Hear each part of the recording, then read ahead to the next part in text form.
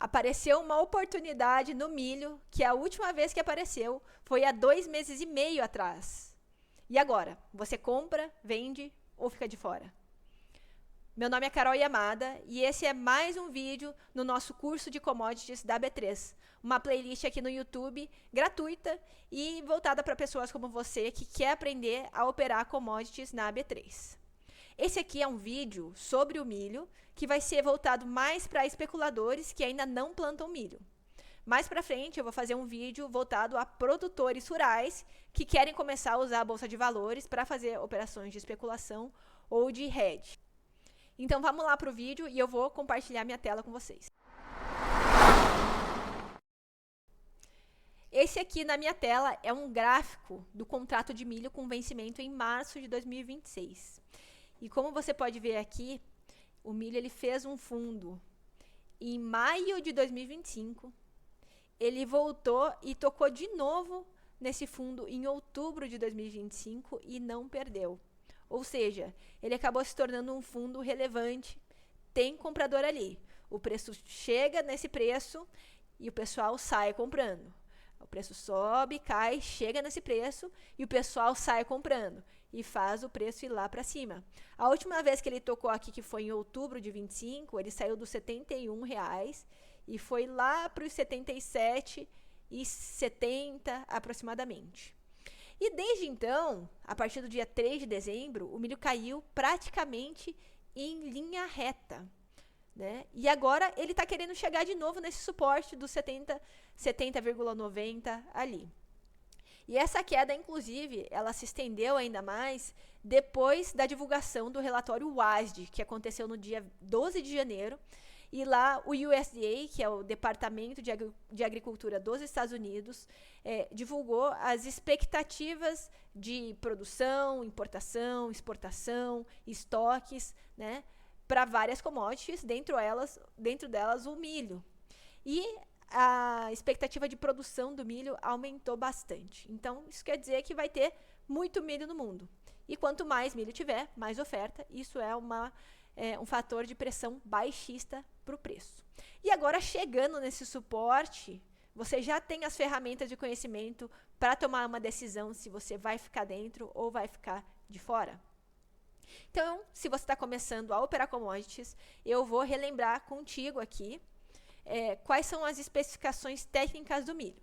Se você já sabe, isso aqui é conteúdo básico para você, pode pular um pouquinho mais para frente. Se não, vamos relembrar muito brevemente, porque até eu já gravei um outro vídeo no nosso curso para explicar de forma mais detalhada. O ticker do milho é o CCM, né? É um contrato futuro, né? É um derivativo, e cada contrato do milho corresponde a 450 sacas. Você não pode comprar 200 sacas de milho na bolsa. São múltiplos de 450. Então, se você quiser comprar 900, você pode. Se você quiser comprar 500, você não pode. Né? Então, um contrato, que é o mínimo, você não pode operar menos do que isso, são 450 sacas. E as cotações são em reais por saca. Então, o que isso quer dizer? Se você tem aqui um gráfico do milho. Opa. Beleza. E o gráfico, vamos supor que ele saiu aqui desse patamar, né? Veio para esse patamar aqui. Aqui o milho estava custando R$70 e aqui o milho estava custando R$75, né? Então, você comprou o milho quando ele estava 70 no gráfico, né? Pode ser, por exemplo, o TradingView, pode ser uma outra plataforma, né? Então, vamos supor que você comprou o milho aqui e vendeu ali em cima, né? Vendeu a 75. Você ganhou R$5 de lucro, né? Lucro, R$5. Só que, ó, é em reais por saca, então é R$5 por saca. Se um contrato tem 450 sacas, o teu lucro ele foi de 5 vezes 450, ou seja, R$2.250. Perfeito? Isso é para um contrato. E se você operou 10 contratos? Então, se você operar 10 contratos, 5 vezes 450 vezes 10. Então, agora são 4.500 sacas, né? O seu lucro agora vai ser de R$ 22.500, tá bom? Bem fácil de calcular o lucro e o prejuízo numa operação de milho aí. O que é importante lembrar? Para você fazer uma operação com um contrato futuro, qualquer contrato futuro que seja na bolsa, você precisa deixar uma margem de garantia. Né? Uma margem de garantia é como se fosse um cheque calção num contrato de aluguel do imóvel. Né? Então, é um dinheiro seu que você vai mostrar para a bolsa. Ó, a bolsa, se der prejuízo, eu tenho condições de arcar com esse prejuízo. Então, você vai fazer essa transferência dessa margem de garantia para a sua conta. Ele vai ficar na sua conta, não é um custo que você tem inicialmente. E você, inclusive, pode deixar ele numa renda fixa rendendo. Tá? É só para você mostrar que você tem como arcar se a operação der prejuízo. E cada ativo tem um valor de margem de garantia diferente, que inclusive muda diariamente, porque ele oscila de acordo com o valor nominal do contrato. Para o milho, hoje, tá, ele está custando em torno de... Custando não, né? O valor é em torno de R$ 2.400 por contrato. Então, se você for operar 10 contratos, você vai ter que alocar R$ 24.000. Tá? É um dinheiro que você faz a transferência para a sua conta na sua corretora e aloca como garantia para fazer essa operação. Você precisa alocar antes de fazer a operação. Beleza. E o ajuste diário é o seguinte. Vamos supor que você comprou o milho hoje a R$ 70 e você vai vender a 75, mas só daqui a 30 dias. Né? Enquanto a operação está se desenrolando, a sua conta não fica parada. Todos os dias, a bolsa vai apurar o resultado do dia 0 com o dia 1. Tá? Depois do dia 2 com o dia 3. Do dia 1 com o dia 2. Depois dia 2 com o dia 3. Depois dia 3 com o dia 4. Ou seja, nesse período aqui, ó, vamos supor que daqui até aqui durou 30 dias. Mas nesse período, o mercado foi oscilando. Né? Então, daqui até aqui pode ter sido dia 1, dia 2, dia 3, dia 4, dia 5, né? E cada lucrinho desse, a bolsa vai colocando na tua conta, dia após dia.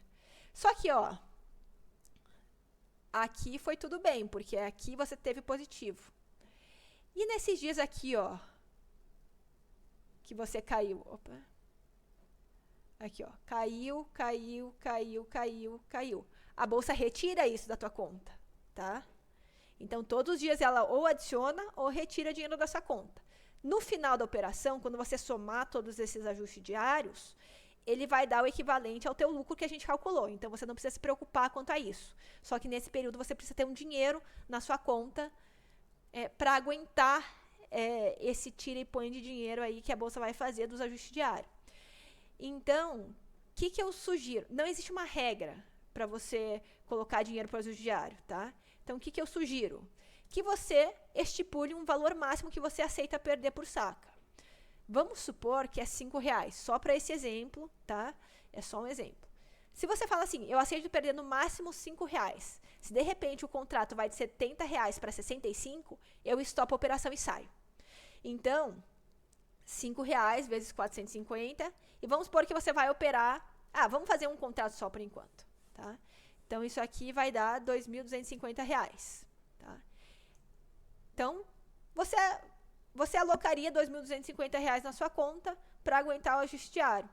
Então, isso quer dizer que no final, 2.400 de margem, mais 2.250 do ajuste, R$4.650. 4.000. Esse aqui seria o valor que você teria que fazer o TED para a sua conta, né? Um pedaço você vai deixar em saldo para o ajuste diário e outro pedaço você vai investir numa renda fixa e alocar em garantia para fazer a operação, porque você precisa alocar na garantia antes de realizar a operação, tá? Senão a bolsa vai tirar do teu saldo. Então, para operar um contrato, você teria que enviar pelo menos R$4.650 para sua conta, tá bom? Carol, não quero fazer R$5 de ajuste diário, quero todos os dias ir verificar lá e ver qual foi o resultado e colocar dinheiro diariamente à medida que for necessário. Pode fazer isso, a escolha é sua. Só que cuidado para não ficar com saldo negativo. Se você ficar com saldo negativo, a bolsa vai te multar, tá bom? Beleza. Então isso aqui foi só recapitulando as informações de especificações técnicas do contrato de milho. Agora, para quem é especulador e nunca aprendeu nada no mercado físico, eu quero começar a dar os primeiros passos ali em como que você começa a analisar esse mercado físico, tá bom? Vamos lá.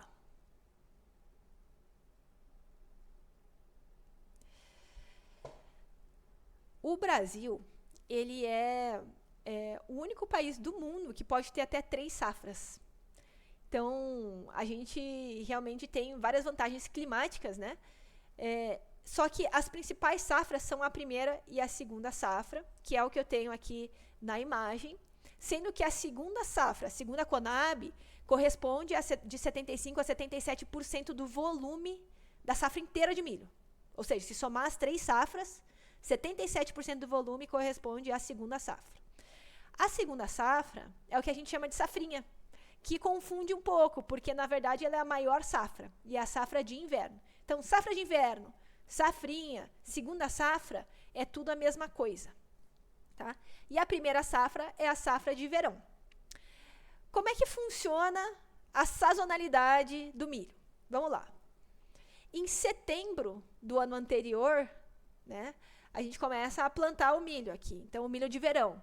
De setembro a novembro, mais ou menos. Não fique muito rígido nisso. Aqui, o Brasil é muito grande, né? Cada estado começa... Tem estados que começam um pouquinho antes, tem estados que começam um pouquinho depois, né? O clima também afeta estados de forma diferente. Então, às vezes eles podem começar um pouquinho para cá, terminar um pouquinho para lá. Não fique muito rígido nisso. Mas, de uma forma geral, o plantio vai de setembro a novembro, do milho verão, e a colheita de fevereiro a maio. E o milho inverno, o plantio vai aqui de fevereiro a abril e a colheita de junho a agosto, tá? Lembrando que a segunda aqui em azul é a maior safra. E aqui, ó, a gente começa setembro, outubro, novembro, dezembro e vai para janeiro do ano seguinte, né? Então, como se a gente estivesse indo de 2025 para 2026, beleza? Por que que isso é importante para quem opera commodities na B3? Porque as commodities, o preço ele é regido pela lei da oferta e da demanda, né?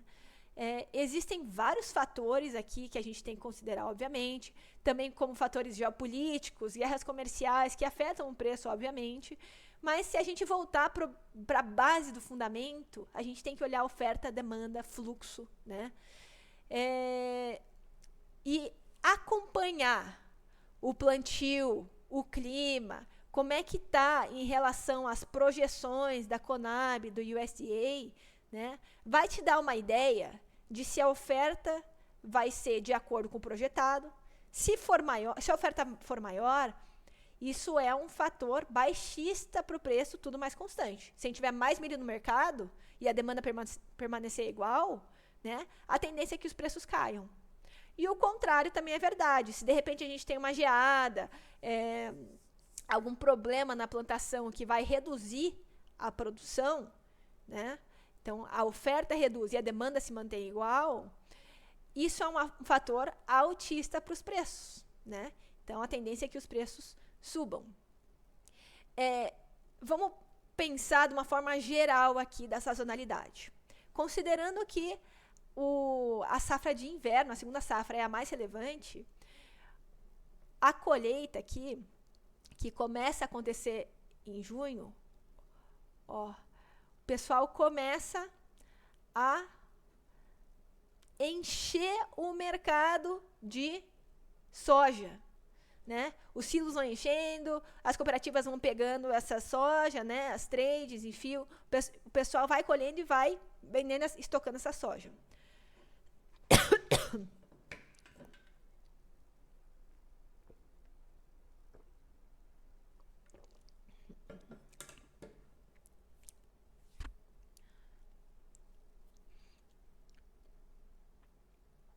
O que acontece com o preço? O que acontece com a oferta primeiro? Se está tendo colheita de... Eu estava falando soja, né? Se está tendo colheita de milho, né? A oferta começa a aumentar.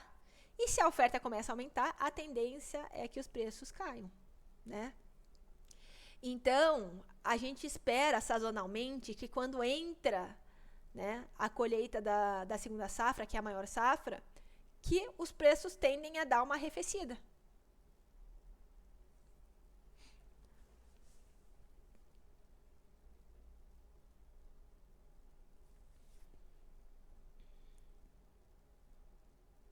Então, isso aqui já é um fator para a gente ficar de olho. O que é uma outra coisa que a gente pode acompanhar?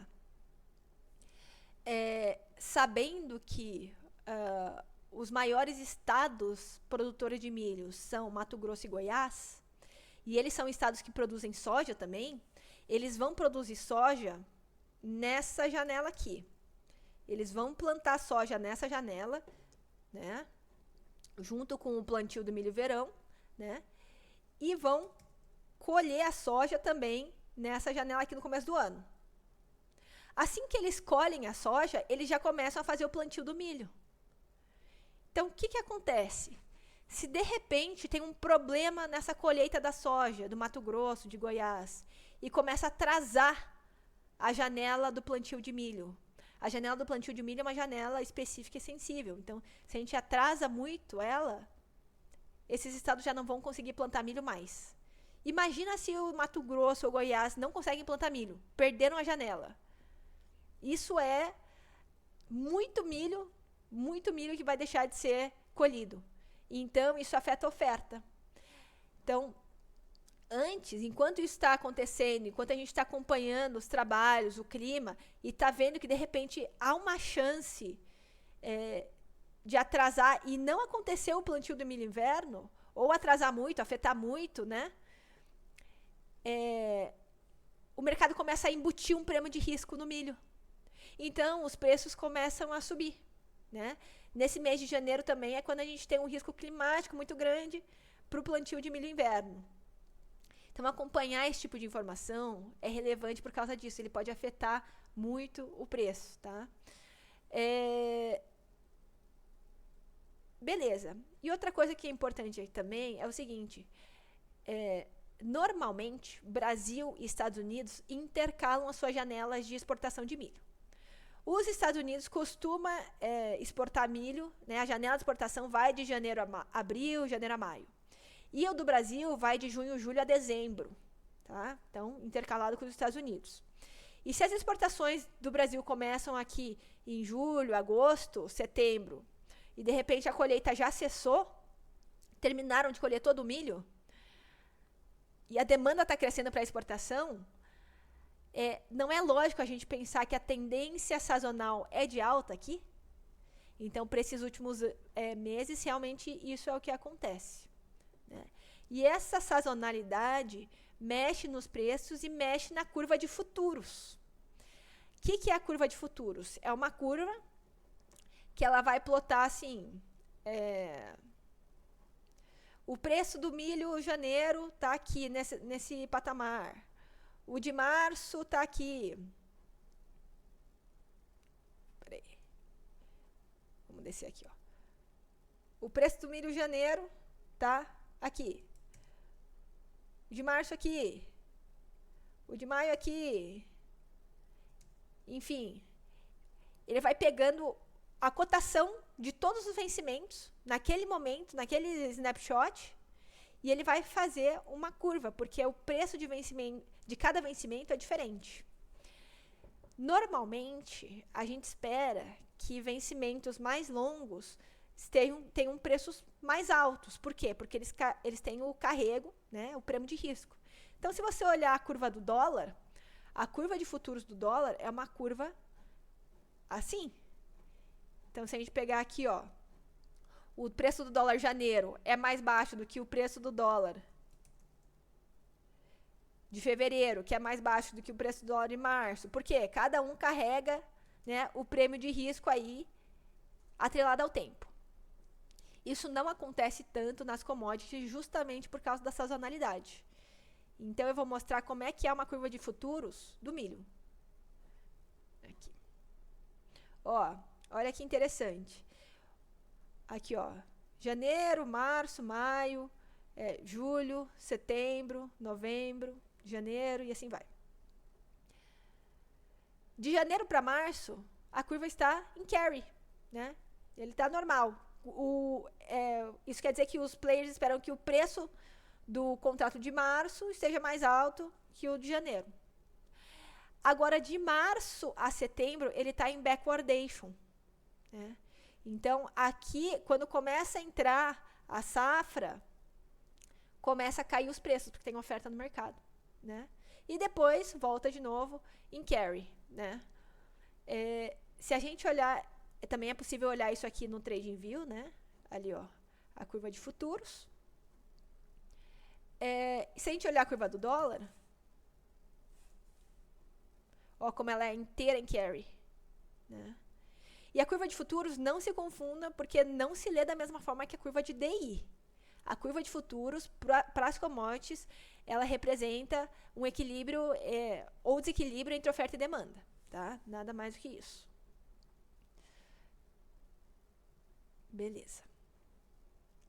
Então, isso aqui é para a gente começar a ter um cheiro de como que a sazonalidade, o acompanhamento do plantio e da colheita, os efeitos do clima, né, da produção, oferta e demanda, ou seja, fundamentos do mercado físico podem afetar suas operações na Bolsa de Valores, né? E por que é tão valioso uma pessoa que opera commodities na B3 entender no mercado físico? Isso vai trazer muito mais valor para suas operações.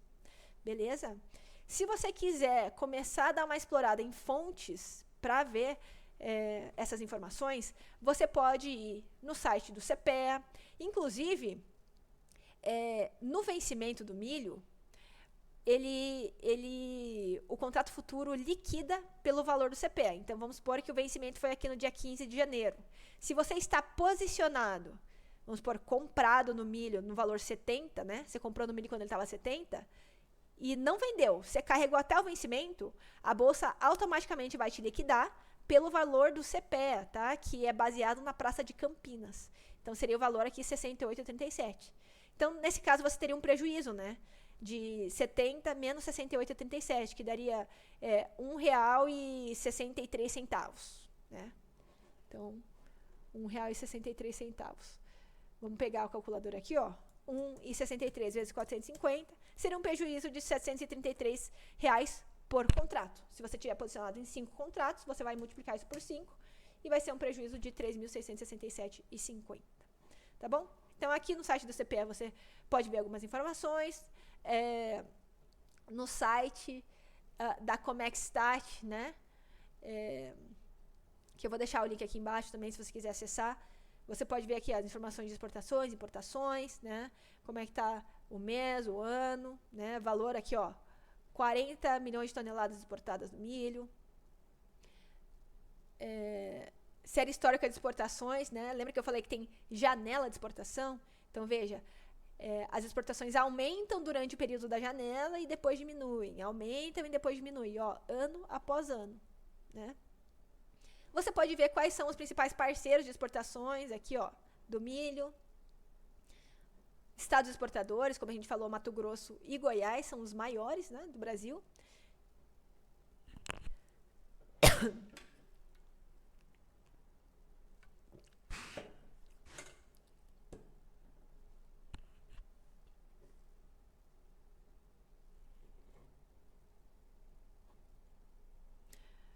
Você pode ver também o site do USDA e ler os relatórios WASDE, né? Lá na página 22 e 23 você vai ver as informações do milho, né? World Corn Supply. E eu gravei um vídeo específico para falar do relatório WASDE, mas aqui você pode ver as safras 23, 24, 24, 25 e 25, 26, né? Como eu falei, o Brasil é o segundo maior exportador de milho, com o WASDE projetando em 43 milhões de toneladas para o Brasil. O primeiro é os Estados Unidos, aqui ó, a projeção de 81,28 milhões de toneladas. E o terceiro é a Argentina, com 37 milhões de toneladas, é a projeção do WASDE. Tá? E por último, você pode também assinar os relatórios da Pine Agronegócios, né, que é a empresa do Ale Delari e do Vicente Isotti, ambos especialistas, um dos maiores especialistas de commodities que tem. O Ale, você pode acessar ali o canal do YouTube dele, que tem informação muito valiosa. E aqui é o relatório que o Ale produz, né, o Ale e os especialistas da Pine, relatório de milho, aqui com várias informações sobre o mercado de milho físico, como é que tá, os preços nas praças, o programa de exportação também, que é super relevante para a gente ver como é que estão as vendas, as demandas, né, pelo milho. Enfim, é um relatório inteiro aqui, com a análise dos especialistas do mercado, tá? E para assinar esse relatório, é um relatório que vai sair menos de R$105 por mês para você assinar, indo lá no próprio site da Pine, pine.agr.br, né? Pine Agronegócios, você vai lá em relatórios agro e assinar agora, você já consegue assinar esse relatório e ter acesso a essas informações aí do mercado, já com análise dos profissionais, né? Beleza. Então, por esse vídeo é isso. Eu vou voltar aqui para minha câmera. Se você gostou desse vídeo, por favor, curte, compartilha com seus amigos. Se você tiver alguma dúvida, pode deixar aqui nos comentários que logo eu respondo. Por esse vídeo é só e eu te vejo no próximo vídeo.